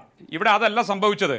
അന്വേഷണ ഉദ്യോഗസ്ഥനായ സുകേശൻ എന്ന് പറയുന്ന DOSP അദ്ദേഹത്തിൻ്റെ അന്വേഷണത്തിൽ ഒരു ഘട്ടത്തിലും ഒരു നിയമോപദേശത്തിനായി നാഗേശ്വർ റാവുവിനെയോ അല്ലെങ്കിൽ PP റാവുവിനെയോ അല്ലെങ്കിൽ മറ്റേതെങ്കിലും ബന്ധപ്പെട്ട സുപ്രീം കോടതിയിലെ അഭിഭാഷകരെ നിയമോപദേശം തേടിയിട്ടില്ല എന്നാണ് ഞാൻ മനസ്സിലാക്കുന്നത്. അത് എൻ്റെ അറിവ് ശരിയല്ലെങ്കിൽ അത് തിരുത്താം. ഒന്ന്. രണ്ടാമത്തെ കാര്യം, ഇവിടെ പ്രസക്തമായി വരുന്ന ഒരു ചോദ്യം, വിജിലൻസ് കോടതിയിൽ ഇരിക്കുന്ന വിഷയം നമ്മൾ ചർച്ച ചെയ്യുമ്പോൾ കോടതി ഉന്നയിക്കപ്പെട്ട കാര്യങ്ങളുടെ ക്ലാരിറ്റിയെ സംബന്ധിച്ചും അല്ലെങ്കിൽ അതിൻ്റെ നിയമപരമായ വേഷങ്ങളെ സംബന്ധിച്ചുള്ള ചർച്ചകൾ അപ്രസക്തമാണ്. കാരണം ചെയ്യാനും പാടില്ല. എങ്കിലും ഒരു ചർച്ചയിൽ പൊതുവിൽ നമുക്ക് ആ കാര്യങ്ങൾ മാത്രമേ വിശകലനം ചെയ്യാൻ പറ്റുള്ളൂ. ചോദിച്ച ചോദ്യം, അന്വേഷണത്തിന് ശേഷം ആരാണ് ഇത്തരത്തിൽ നമ്മുടെ സുപ്രീം കോടതിയിലോ മറ്റുള്ള നിയമോപദേശം തേടുവാൻ ഉത്തരവ് നൽകിയത് അല്ലെങ്കിൽ അതിനുള്ള നിർദ്ദേശം നൽകിയത്? രണ്ട്, അന്വേഷണം പൂർത്തീകരിക്കുന്നതിന് മുമ്പ് ഇത്തരത്തിലുള്ള ഒരു നടപടിക്രമത്തിൻ്റെ അല്ലെങ്കിൽ അതിൻ്റെ സാധൂകരണം എന്താണ്? അന്വേഷണത്തിന് ശേഷം ഫൈനൽ റിപ്പോർട്ട് കൊടുക്കുന്നതിന് മുമ്പ് ഈ പറഞ്ഞതുപോലെ ഈ വിജിലൻസിൻ്റെ ഡയറക്ടറിലൂടെ അതിന് മുകളിലുള്ള IG, അത് കഴിഞ്ഞ് ഡയറക്ടർ, അത് കഴിഞ്ഞ് ആഭ്യന്തര വകുപ്പ്, ഇത്തരത്തിലുള്ള നടപടിക്രമങ്ങളിലേക്ക് പോകാൻ നമ്മുടെ കേരളത്തിൽ ഇപ്പോൾ നിലനിൽക്കുന്നത് വിജിലൻസ് മാനുവലാണ്. ഈ വിജിലൻസ് മാനുവലിന് യഥാർത്ഥത്തിൽ പ്രിവെൻഷൻ ഓഫ് കറപ്ഷൻ ആക്റ്റും അതല്ലെങ്കിൽ വിജിലൻസ് നടപടിക്രമവുമായിട്ട് ബന്ധപ്പെട്ടുകൊണ്ട് ഒരു പ്രസക്തിയുമില്ല. രണ്ടാമത്തെ കാര്യം, അദ്ദേഹം പറഞ്ഞ അഗസ്റ്റിനെ സംബന്ധിച്ചിടത്തോളം, അഡ്വക്കേറ്റ് അഗസ്റ്റിൻ വിജിലൻസിൻ്റെ നിയമോപദേശകനായി വെച്ചിരിക്കുന്നതിന് നിയമത്തിൻ്റെ മുമ്പിലോ ക്രിമിനൽ നടപടിക്രമങ്ങളിലോ അതിന് യാതൊരു വിധമായ അംഗീകാരവുമില്ല. അപ്പം ഈ ഒരു ഘട്ടത്തിൽ എന്തുകൊണ്ട് ഇത്തരത്തിലുള്ള നിയമോപദേശം തേടി എന്നുള്ളത് വളരെ നമ്മളെയൊക്കെ ചിന്തിപ്പിക്കുന്ന കാര്യമാണ്. കാരണം കേരളത്തിൽ നടക്കുന്ന വിജിലൻസ് അന്വേഷണത്തിൽ ശ്രീ KM മാണി സാറിനെ പോലുള്ള ആളിൻ്റെ അന്വേഷണത്തിൽ മാത്രം ഇത്തരത്തിലുള്ള നിയമോപദേശം സുപ്രീം കോടതി അഭിഭാഷകൻ എടുക്കുന്ന നമ്മുടെ ഈ വിജിലൻസ് ഡിപ്പാർട്ട്മെന്റ് മറ്റ് വിജിലൻസ് കേസുകൾ വരുമ്പോൾ എന്തുകൊണ്ട് നിയമോപദേശം തേടില്ല എന്ന ചോദ്യത്തിന് ഉത്തരം ഇവിടെ നമ്മൾ കാണണം. ഉണ്ടാകുന്നില്ല. അപ്പം നിയമം രണ്ട് രീതിയിൽ നമ്മൾക്ക് വ്യാഖ്യാനിക്കാനും. അഡ്വക്കേറ്റ് ശിവൻ മഠത്തിൽ ഞാൻ തിരിച്ചെത്താം. അഡ്വക്കേറ്റ് ലാലി വിൻസെന്റ്, അതായത് ഇതിൻ്റെ രാഷ്ട്രീയ വശങ്ങളിലേക്ക് അഡ്വക്കേറ്റ് ശിവൻ മഠത്തിൽ പോയില്ല, നിയമപരമായ കാര്യങ്ങളാണ് പറഞ്ഞത്. പക്ഷേ ഇതിനകത്തൊരു രാഷ്ട്രീയം കൃത്യമായി വരുന്നത് വിജിലൻസ് വകുപ്പ് കൈകാര്യം ചെയ്യുന്നത് ആഭ്യന്തര വകുപ്പ് മന്ത്രി ശ്രീ രമേശ് ചെന്നിത്തലയാണ്. അദ്ദേഹം ഈ കേസിൻ്റെ തുടക്കം തൊട്ട് ഈ കാര്യത്തിൽ എല്ലാം സ്വതന്ത്രമായി നിയമപരമായി കാര്യങ്ങൾ നടക്കുമെന്ന് പറയുകയും സമ്മർദ്ദങ്ങൾ ഉണ്ടായിട്ടുണ്ടെന്ന് വിജിലൻസ് ഡയറക്ടറും പല ഘട്ടങ്ങളിലും വകുപ്പിന് തന്നെയും പലയിടത്തും പല സാഹചര്യങ്ങളിലും പറയേണ്ടതായും വന്നിട്ടുണ്ട്. ഇതൊക്കെ KM മാണി സാറിനെ ശുദ്ധികലശം നടത്തി പുറത്തേക്ക് അവതരിപ്പിക്കുക എന്നുള്ള ആ പാർട്ടിയുടെ, കേരള കോൺഗ്രസ് പാർട്ടിയുടെ പോലും ആഗ്രഹത്തിന് വിഘാതം ഉണ്ടാക്കുന്ന തരത്തിൽ ഇപ്പോൾ വിജിലൻസ് കോടതിയിൽ നിന്ന് ഇത്തരത്തിൽ ചോദ്യങ്ങൾ ഉണ്ടാകുന്ന രീതിയിൽ ഈ റിപ്പോർട്ട് അവിടെ എത്തുന്നത് എന്തുകൊണ്ടാണ്? ആ റിപ്പോർട്ട് നിയമസാധുത ഇല്ലാത്ത നിയമോപദേശത്തിൻ്റെ പേരിലാണ് എന്ന് പഴി കേൾക്കേണ്ടി വരുമ്പോൾ KM മാണി സാറിന് ചീത്തപ്പേരുണ്ടാക്കുന്നു, അന്വേഷണത്തിന് പ്രശ്നങ്ങൾ ഉണ്ടാകുന്നു, അതിനകത്ത് രാഷ്ട്രീയമുണ്ട് എന്ന പ്രചരണം വരുന്നു. ഇതിലെ രണ്ട് വശങ്ങളിൽ നാം ചിന്തിക്കേണ്ടതുണ്ട്. ഒന്നാമത്തെ കാര്യം, വിജിലൻസ് കോടതി കേസ് നടത്തുന്നതിന്റെ സാഹചര്യത്തിൽ അദ്ദേഹത്തിന്റെ നിരൂപണങ്ങൾ ഒരിക്കലും കേസിന്റെ വിധിയെ ബാധിക്കുന്നതല്ല. അദ്ദേഹം ചോദ്യങ്ങൾ ചോദിക്കുന്നു, അദ്ദേഹത്തിന് ന്യായമായി തോന്നുന്ന സംശയങ്ങൾ അവതരിപ്പിക്കുന്നു എന്നല്ലാതെ അത് ഒരിക്കലും ഒരു വിധിയെ ബാധിക്കുന്ന കാര്യമല്ല. രണ്ടാമത്തെ കാര്യം, നിയമ ഉപദേശം സ്വീകരിച്ചതിന്റെ പേരിലാണ് റിപ്പോർട്ട് എന്ന് ബഹുമാനപ്പെട്ട കോടതിയുടെ മുമ്പാകെ ഒരു തെളിവ് കൊടുക്കേണ്ട ആവശ്യം ഇൻവെസ്റ്റിഗേഷൻ ഓഫീസർക്കില്ല. ഇൻവെസ്റ്റിഗേഷൻ ഓഫീസർക്ക് തന്റെ ഇൻവെസ്റ്റിഗേഷന്റെ ഏത് സാഹചര്യത്തിലും തനിക്ക് വിശ്വാസം വരുന്ന രീതിയിൽ, അത് ഗവൺമെന്റ് പ്രോസിക്യൂട്ടറോടോ അതല്ലെങ്കിൽ ലീഗൽ അഡ്വൈസറോടോ അതല്ലെങ്കിൽ അഡ്വക്കേറ്റ് ജനറലിനോടോ അല്ലെങ്കിൽ സ്റ്റേറ്റ് അറ്റോർണിയോടോ അല്ലെങ്കിൽ സ്റ്റേറ്റ് പ്രോസിക്യൂട്ടറോടോ അല്ല കേന്ദ്രത്തിലുള്ള ഏതെങ്കിലും വിദഗ്ധരോടോ നിയമോപദേശം ചോദിക്കുന്നതിന് അദ്ദേഹത്തിന്റെ ഇൻവെസ്റ്റിഗേഷന്റെ കാര്യക്ഷമതയുടെ ഭാഗമായിട്ട് അല്ലാതെ അതിനെ നിയമപ്രകാരം തെറ്റായി വ്യാഖ്യാനിക്കേണ്ട കാര്യമില്ല. ലീഗൽ ഒപ്പീനിയൻ ഒരിക്കലും ഇതുപോലെയുള്ള കേസുകളുടെ നടത്തിപ്പിന്റെ സമയത്തോ അതല്ലെങ്കിൽ അതിന്റെ വിധിയുടെ സമയത്തോ ബഹുമാനപ്പെട്ട കോടതിയെ ബാധിക്കുകയുമില്ല. കാരണം ഞാൻ കുറെ കാലം ജില്ലാ പ്രോസിക്യൂട്ടർ ആയിരുന്നയാളാണ്. പോലീസ് ഓഫീസർമാർ ഇൻവെസ്റ്റിഗേഷൻ നടത്തി കഴിഞ്ഞാൽ ആ ഇൻവെസ്റ്റിഗേഷന്റെ കേസ് ഡയറി ജില്ലാ പ്രോസിക്യൂട്ടർ എന്ന നിലയിൽ എനിക്ക് തരുമായിരുന്നു. അതിന്റെ തുടക്കം മുതൽ അവസാനം വരെ മുഴുവനും വായിച്ച് അതിലെവിടെയെങ്കിലും സംശയങ്ങൾ തോന്നിയാൽ, അന്വേഷണത്തിന്റെ ലിങ്ക് വിട്ടുപോയിട്ടുണ്ടെങ്കിൽ അതെല്ലാം നോട്ട് ചെയ്തുകൊണ്ട് ഈ അന്വേഷണത്തിന്റെ ഇന്ന ഭാഗങ്ങൾ നിങ്ങൾ പൂർത്തിയാക്കി കൊണ്ടുവരണം എന്ന് പറഞ്ഞ് കേസ് ഡയറി പോലീസ് ഓഫീസർമാർക്ക് ഞാൻ മടക്കുമായിരുന്നു. അവർ വീണ്ടും ആ പോയിന്റുകൾ അന്വേഷിച്ച് അതിന്റെ നിയമത്തിന്റെ പഴുതുകൾ പഠിച്ച് തയ്യാറാക്കി എനിക്ക് തരികയും നിയമത്തിന്റെ പഴുതുകൾ പരിശോധിച്ച് കേസ് ഡയറി അപ്രൂവ് ചെയ്യുകയും ചെയ്യുമായിരുന്നു. ഇത് വിജിലൻസ് കേസിലും ആവശ്യമാണ്. സ്റ്റേറ്റ് പ്രോസിക്യൂട്ടർക്ക് അതല്ലെങ്കിൽ വിജിലൻസ് പ്രോസിക്യൂട്ടർക്ക് കേസ് ഡയറി പരിശോധിച്ച് ശ്രീമതി ലാലി വിൻസെന്റ്, ഈ കാര്യത്തിനകത്ത് വസ്തുതാ റിപ്പോർട്ടിന്റെ മേൽ പിന്നീട് അന്തിമ റിപ്പോർട്ട് കോടതിയിലേക്ക് കൊടുക്കുന്നതിനിടയിൽ പിന്നെ വല്ല അന്വേഷണവും നടന്നോ എന്ന കോടതിയുടെ സംശയം അത്ര സാധാരണ രീതിയിൽ എടുക്കാൻ പറ്റില്ല. നിയമസാധുത ഉള്ളതാണോ ഈ പുറത്തെ അഭിഭാഷകരിൽ നിന്ന് നിയമോപദേശം തേടിയത് എന്ന് കോടതി ചോദിക്കുമ്പോൾ, ഇതുപോലൊരു കേസിൽ ചോദിക്കുമ്പോൾ അത് മറുപടി പറയേണ്ടത് കോടതിയോടാണ്. അത് അത്ര നിസ്സാരമായി കാണാൻ സാധിക്കില്ല. ലാലി വിൻസെന്റ്, അഡ്വക്കേറ്റ് ശിവൻ മഠത്തിൽ താങ്കൾ എന്തോ ഇതിനോട് പ്രതികരിക്കുന്നുണ്ടെന്നാണ് ഞാൻ മനസ്സിലാക്കുന്നത്. ഞാനൊന്ന് ഇടപെട്ടോട്ടെ. ഞാൻ ശ്രീമതി ലാലി വിൻസെന്റ് പറഞ്ഞ കാര്യത്തിനോട് ഒരു ക്ലാരിറ്റിക്ക് വേണ്ടി ചോദിക്കുകയാണ്. അദ്ദേഹം എന്നൊരു വാക്ക് ശ്രീമതി ലാലി വിൻസെന്റ് ഉന്നയിച്ചത് നിയമോപദേശം തേടിയത് ആരാണ് അതിവിടെ വ്യക്തമാക്കണം. നിയമോപദേശം സുപ്രീം കോടതിയുടെ അഭിഭാഷകരോട് ചോദിച്ചത് ആരാണെന്ന് വ്യക്തമാക്കണം. അന്വേഷണ ഉദ്യോഗസ്ഥനാണോ, വിജിലൻസ് ഡയറക്ടറാണോ, അല്ല മറ്റാരെങ്കിലുമാണോ? അത് ഈ ചർച്ചയിൽ വ്യക്തമാക്കണം. അത് വളരെ പ്രധാനപ്പെട്ടതാണ്. ഞാൻ ശിവമഠത്തിന് ഉത്തരം നൽകട്ടെ. പറയൂ. അത്തരമൊരു വിഷയം ഒരിക്കലും ഇൻവെസ്റ്റിഗേറ്റിംഗ് ഓഫീസർക്ക് ആരുടെ മുമ്പിലും വെളിപ്പെടുത്തേണ്ട ഉത്തരവാദിത്തം ഇല്ല എന്നുള്ളതാണ് ഇൻവെസ്റ്റിഗേറ്റിംഗ് ഓഫീസറുടെ അധികാരത്തിന്റെ പരിധി. അദ്ദേഹം ആരിൽ നിന്നെല്ലാം നിയമോപദേശം സ്വീകരിക്കുന്നു എന്ന് അദ്ദേഹത്തിന് മേലുദ്യോഗസ്ഥന്മാരെ അറിയിക്കുക മാത്രമാണ് ചെയ്യേണ്ടത്. അല്ലെങ്കിൽ കേസ് ഡയറിയിൽ അത് പിൻ ചെയ്ത് സൂക്ഷിക്കുകയാണ് ചെയ്യേണ്ടത്. ബഹുമാനപ്പെട്ട കോടതി ആവശ്യപ്പെട്ടാൽ കേസ് ഡയറി കോടതിക്ക് കൈമാറുമ്പോൾ കോടതിക്ക് ഈ നിയമോപദേശം ആ ഫയലിൽ എന്തായാലും ശ്രീമതി ലാലി വിൻസെന്റ് അഡ്വക്കേറ്റ് ശിവൻ മഠത്തിൽ സംശയിച്ചതുപോലെ തന്നെ ഇതിനകത്ത് ആരോ നിർദ്ദേശിച്ചിട്ടുണ്ട്, ആ പേര് വേണമെങ്കിൽ മറച്ചു വെക്കാവുന്നതാണ് എന്ന തലത്തിലേക്ക് കാര്യങ്ങൾ കൊണ്ടുപോകുന്നു. എന്നാൽ ശ്രീമതി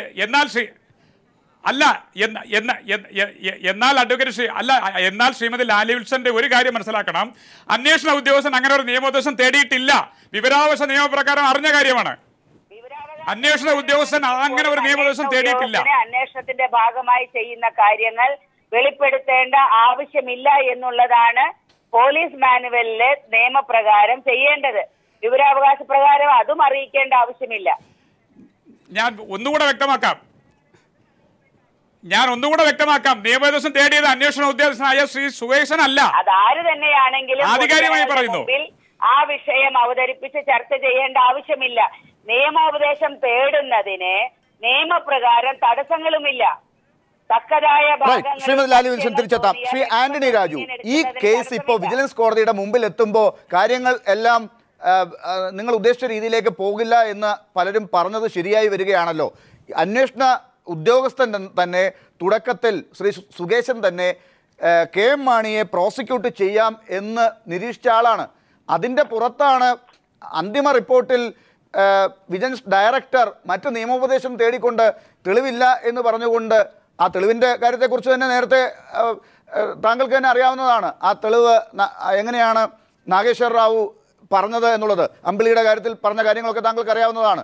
അതിൻ്റെയൊക്കെ വെളിച്ചത്തിൽ ഈ കേസ് ക്ലോസ് ചെയ്യാൻ ശ്രമിക്കുന്നത് ഇത്തരം ഉപദേശങ്ങൾ നിലനിൽക്കില്ല എന്ന് പറയുമ്പോൾ, കോടതി സംശയിക്കുമ്പോൾ, അത് ആരുടെയൊക്കെ നിർദ്ദേശപ്രകാരമാണെങ്കിലും ഇതൊക്കെ അന്തിമമായി കാര്യങ്ങൾ വെളിച്ചത്തിലേക്ക് വരാൻ പോകുന്നു എന്നല്ലേ മനസ്സിലാക്കേണ്ടത്? അല്ല, ഇത് കോടതി സംശയങ്ങൾ ചോദിക്കുന്നത് കേട്ടുകൊണ്ട് ഏതെങ്കിലും ഒരു നിഗമനത്തിലെത്തിയെന്ന് ധരിക്കരുത്.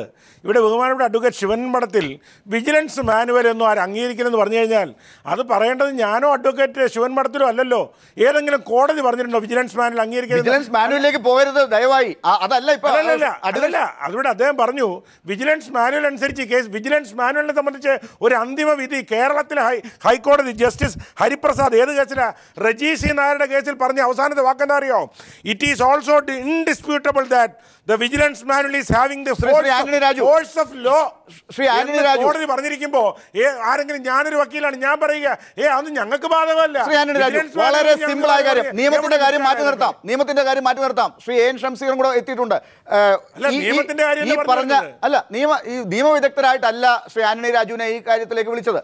പക്ഷേ നിയമവിദഗ്ധൻ പറയുമ്പോൾ എനിക്കറിയാവുന്ന നിയമം മറുപടി പറയാൻ എനിക്ക് അവസരം. സുപ്രീം കോടതിയിലെ അഭിഭാഷകരെ, പ്രൈവറ്റ് അഭിഭാഷകരെ ലീഗൽ അഡ്വൈസിന് വേണ്ടി വിളിക്കാമെന്നുണ്ട്. പക്ഷേ വിളിച്ചതിനകത്ത് ആരുടെ നിർദ്ദേശപ്രകാരമാണ് അത് ഈ കേസിനെ എങ്ങനെയാണ് വളച്ചൊടിക്കുന്നത് എന്ന കോടതിയുടെ കണ്ടെത്തലാണ് ഇവിടെ പ്രസക്തം. അല്ലല്ല, കോടതി ചോദിച്ചത് ആരുടെ നിർദ്ദേശപ്രകാരം എന്നുള്ളതല്ല. സ്വകാര്യ അഭിഭാഷകനെ എന്ത് അടിസ്ഥാനത്തിലാണ് നിങ്ങൾ ലീഗൽ ഒപ്പീനിയൻ തേടിയത്? ഇവിടെ കൃത്യമായ സുപ്രീം കോടതി വിധിയുണ്ട്. ജസ്റ്റിസ് കെ ടി തോമസിന്റെ അന്വേഷണ ഉദ്യോഗസ്ഥന് ശ്രീ ആന്റണി രാജു, അന്വേഷണ ഉദ്യോഗസ്ഥന് വിവേചനാധികാരം ഉപയോഗിച്ചുകൊണ്ട് ഉപദേശം തേടാമെന്നിരിക്കെ ഇത് കേസ് എങ്ങനെയെങ്കിലും ക്ലോസ് ചെയ്യാൻ വേണ്ടിയുള്ള നിയമോപദേശം തേടലായിപ്പോയില്ലേ? അല്ല, ഒരിക്കലും അല്ലല്ലോ. ഇവിടെ ഈ വിജിലൻസ് മാനുവൽ അനുസരിച്ച് അന്വേഷണത്തിന് അന്തിമ തീരുമാനം എടുക്കേണ്ടത് സുകേശനല്ല. വളരെ കൃത്യമായിട്ട് പറയുന്നുണ്ട്. ഒരു അന്വേഷണം പൂർത്തിയാകുന്നത് സൂപ്രണ്ടിൻ്റെ ഒപ്പീനിയനോട് തീരുന്നില്ല. കാരണം കേരള ഹൈക്കോടതി MR രവിചന്ദ്രപാലിൻ്റെ കേസിൽ കേരള ഹൈക്കോടതി ജസ്റ്റിസ് നമ്പ്യാർ വളരെ വ്യക്തമായി പറഞ്ഞിട്ടുണ്ട്, ഒരു അന്വേഷണം തീരുന്നത് കോടതിയിലേക്ക് ഫൈനൽ റിപ്പോർട്ട് കൊടുക്കുമ്പോഴാണ്. അല്ലാതെ ഒരു SP ഒപ്പീനിയൻ എത്തി ഒരു രേഖ എഴുതി DGP കൊടുക്കുമ്പോൾ അന്വേഷണം പോലും നടക്കാതെയാണ് ഇവിടെ അവസാന റിപ്പോർട്ട് കൊടുത്തിരിക്കുന്നതെന്നാണ് കോടതി നിരീക്ഷിച്ചത്. ആരാ കൊടുത്തത്? ആരാ? സുകേശൻ. അതല്ലല്ലോ ഏറ്റവും അവസാനമായി കോടതിയിലേക്ക് എത്തിയത്. അവസാനമായിട്ട് എത്തിയത് സുകേഷിന്റെ റിപ്പോർട്ടാണ്. അതിനകത്ത് ഏത് രീതിയിലാണ് തുടക്കത്തിലുള്ള വസ്തുതാ റിപ്പോർട്ടിൽ നിന്ന് കാര്യങ്ങൾ അവസാനം വളച്ചൊടിക്കപ്പെട്ടത് എന്നുള്ളത് അങ്ങ് എന്തുകൊണ്ട് മറക്കുന്നു? ഞാൻ മറക്കുന്നില്ല. വസ്തുതാ റിപ്പോർട്ട് എന്ന് പറയുന്നത് അതാണ് ഞാൻ പറഞ്ഞത്. ഇവിടെ ഹൈക്കോടതി ഈ പബ്ലിക് പ്രിവെൻഷൻ ഓഫ് കറപ്ഷൻ ആക്ടിന്റെ കാര്യത്തിൽ മിയർലി ബിക്കോസ് ദ ഇൻവെസ്റ്റിഗേഷൻ കോടതി ഞാനൊരു പോയിന്റ് പറയുമ്പോൾ അത് ലാലിന് ദോഷകരമാകുമ്പോൾ എന്തിനാ എന്നെ തടയുന്നത്? എനിക്കിതിനകത്ത് യാതൊരു ദോഷവുമില്ല. പക്ഷേ ഇത് സാധാരണ ആളുകൾക്ക് നമ്മൾ ചർച്ച ചെയ്യുന്നത് എന്താ? ഇവിടെ ഇന്ന് കോടതിയിലെ നിയമപരമായ കാര്യം ആ പോയിന്റ് പറയാൻ സമയം തരാം. ഞാൻ പറയട്ടെ. അതായത് merely because the investigating officer formed an opinion and submitted a report to the Director General, it cannot be said that the investigation was complete. പിന്നെ എപ്പോഴാണ് കംപ്ലീറ്റ് ആകുന്നത്? DGPയുടെ ഡയറക്ഷൻ കിട്ടി, റിപ്പോർട്ട് കൊടുക്കും, അതാണ് കംപ്ലീറ്റഡ് ഇൻവെസ്റ്റിഗേഷൻ. അതെ, DGPയുടെ റിപ്പോർട്ട് കിട്ടി അല്ലെങ്കിൽ AGയുടെ report കൊടുത്തിട്ടാണ് ഇവിടെ അന്തിമ റിപ്പോർട്ട് കൊടുത്തിരുന്നെങ്കിൽ സമ്മതിക്കാം. അതല്ലല്ലോ സംഭവിച്ചത്. അതിന് പകരം പുറത്തുള്ള ഏതോ അഭിഭാഷകനെ കൊണ്ടുവന്ന് സ്വന്തം റിപ്പോർട്ടിനടിയിൽ ഒപ്പിച്ചിട്ട് കൊടുത്തതാണ് പ്രശ്നമായത്. ശ്രീ എൻ ഷംസീർ, ഇതിനകത്തുള്ള രാഷ്ട്രീയത്തെ താങ്കൾ എങ്ങനെയാണ് കാണുന്നത്? ആന്റണി രാജു ഇപ്പോ പറയുന്ന അർത്ഥത്തിലാണ് ആന്റണി രാജു പറയുന്നത് CC അഗസ്റ്റിൻ്റെ അടുത്ത് ചോദിച്ചു, പക്ഷെ അത് പോരാതെ അത് നിങ്ങൾ വിശ്വസിക്കില്ല, നിങ്ങൾ ആരോപണമായിട്ട് വരും, നിങ്ങളുടെ ഗവൺമെൻറ്റിൻ്റെ അഭിഭാഷകനാണെന്ന് പറയും, അതുകൊണ്ട് പുറത്തുള്ള അഭിഭാഷകരുടെ അടുത്ത് കാര്യങ്ങളൊക്കെ ചോദിച്ച് ഇത് റിപ്പോർട്ട് കൊടുത്തിരിക്കുന്നു. രാഷ്ട്രീയപരമായ ആരോപണങ്ങളെ പേടിച്ചുകൊണ്ട് ഇങ്ങനെ പോയതിനെ കോടതി സംശയിച്ചിരിക്കുന്നു. ഇതാണ് ആന്റണി രാജു പറയുന്നത്. പേടിച്ചൊന്നുമല്ല, പേടിയില്ല, ആ കാര്യം പേടിച്ചൊന്നുമല്ല.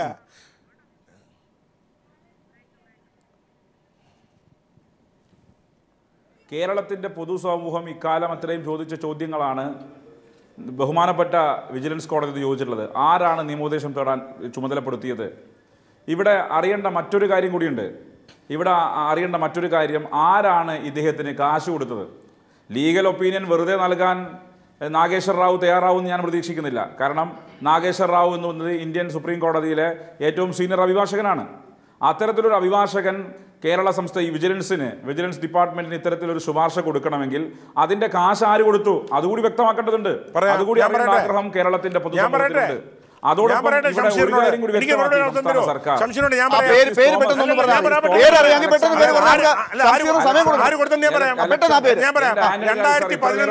ഐസ്ക്രീം കേസിൽ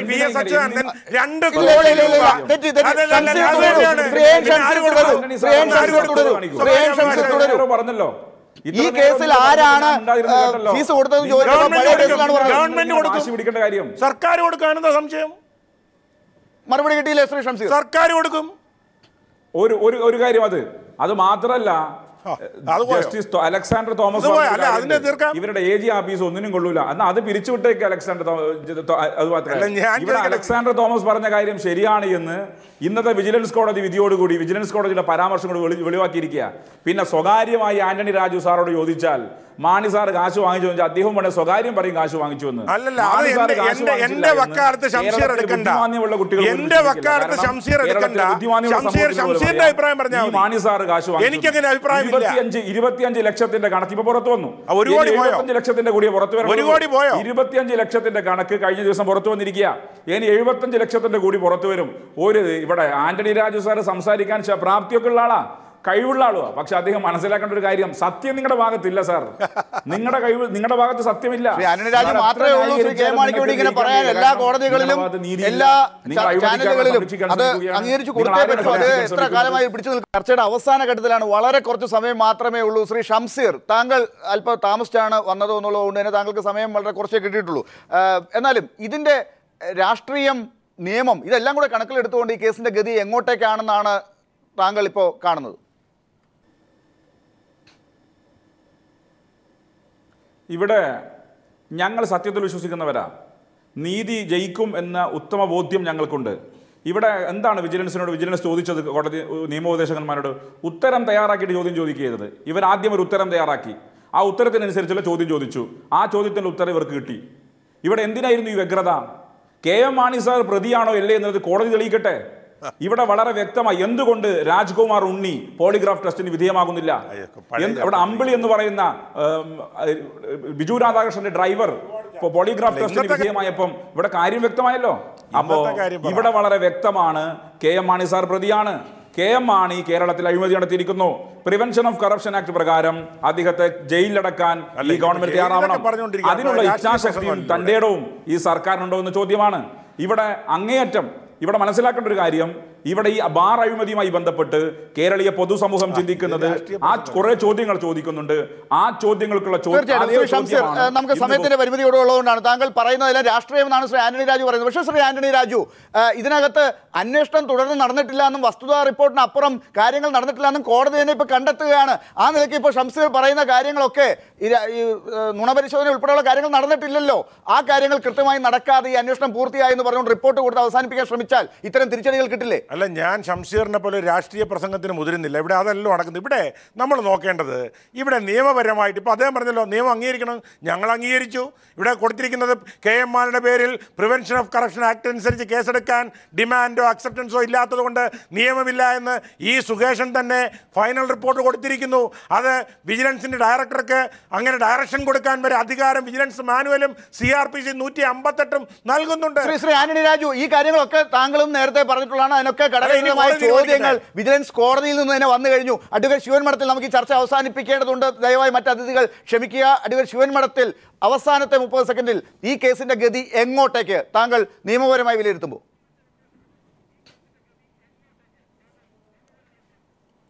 അല്ല, അതിനു മുമ്പായിട്ട് ഒരു കാര്യം കൂടെ പറഞ്ഞോട്ടെ.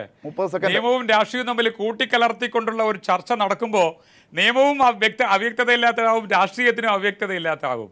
ശ്രീ ആന്റണി രാജു അദ്ദേഹം അഭിഭാഷകനാണെന്ന് അദ്ദേഹം പറഞ്ഞു. ഞാൻ അദ്ദേഹത്തിനോടുള്ള ബഹുമാനം നിലനിർത്തി പറയട്ടെ. Prevention of corruption act parliament പാസ്സാക്കിയപ്പോൾ ആ പ്രിവെൻഷൻ ഓഫ് കറപ്ഷൻ ആക്ടിൽ കറപ്ഷൻ നടത്തിയിട്ടുള്ള ഉദ്യോഗസ്ഥന്മാർ, സർക്കാരാണെങ്കിലും അല്ല രാഷ്ട്രീയ നേതാക്കളാണ് ഭരണകർത്താക്കളാണെങ്കിലും ക്രിമിനൽ നടപടിക്രമം അനുസരിച്ചിട്ടാണ് അത് നടത്തുന്നത്. പക്ഷേ എനിക്ക് അദ്ദേഹത്തോട് പറയാനുള്ള 2 കാര്യങ്ങൾ. അദ്ദേഹം ജസ്റ്റിസ് ഹരിലാലിൻ്റെയും സുപ്രീം കോടതിയിലെ നമ്പ്യാരുടെയും ജഡ്ജ്മെന്റിനെ കുറിച്ച് പറഞ്ഞു. ഞാൻ അദ്ദേഹത്തിനോട് ഒരു ആവശ്യം ഉന്നയിക്കുന്നു. സുപ്രീം കോടതി അടുത്ത കാലത്ത് ഈ വിജിലൻസ് മാനുവലിന്റെ സാധുതയെക്കുറിച്ച് അടുത്ത കാലത്ത് വിലയിരുത്തിയിട്ടുണ്ട്. പ്രിവെൻഷൻ ഓഫ് കറപ്ഷൻ ആക്ടിൽ ആ പരിധിയിൽ നിന്നുകൊണ്ട് FIR ഇട്ട് ക്രിമിനൽ നടപടിക്രമം അനുസരിച്ചിട്ട് അന്വേഷണം നടത്തുന്ന ഒരു കേസിൽ വിജിലൻസ് മാനുവൽ, കേരളത്തിന്റെ വിജിലൻസ് മാനുവലിന്റെ ഒരു സാധ്യതയുമില്ല. ഞാനിത് ആധികാരികമായി ശിവൻമഠത്തിലും എത്തി ശ്രീ ആന്റണി രാജു മറുപടി പറയാൻ കാത്തിരിക്കുന്നു. പക്ഷേ നമുക്ക് സമയത്തിന്റെ പരിമിതിയുണ്ട്. എന്തായാലും വിജിലൻസ് കോടതി ഇപ്പോൾ ചോദിച്ചിരിക്കുന്ന ചോദ്യങ്ങൾ കേരള കോൺഗ്രസിനും സർക്കാരിനും വലിയ തലവേദന തന്നെ ഉണ്ടാക്കും. ബാർ കോഴ കേസ് എങ്ങോട്ടേക്കാണ് പോകുന്നത് എന്നുള്ളത് വീണ്ടും എല്ലാവരും ഉറ്റുനോക്കുന്ന അവസ്ഥയിലേക്കാണ് കാര്യങ്ങൾ എത്തിയത്. ആരുടെ നിയമോപദേശമാണ് ഇതിന് ഇടയാക്കിയത് എന്ന് എല്ലാവരും ഇനിയും ചിന്തിക്കേണ്ടി വരും. വളരെ നന്ദി ചർച്ചയിൽ പങ്കെടുത്തതിന് അഡ്വക്കേറ്റ് ആന്റണി രാജു, അഡ്വക്കേറ്റ് ശിവൻ മഠത്തിൽ, advocate AN Shamseer, advocate Lali Vincent.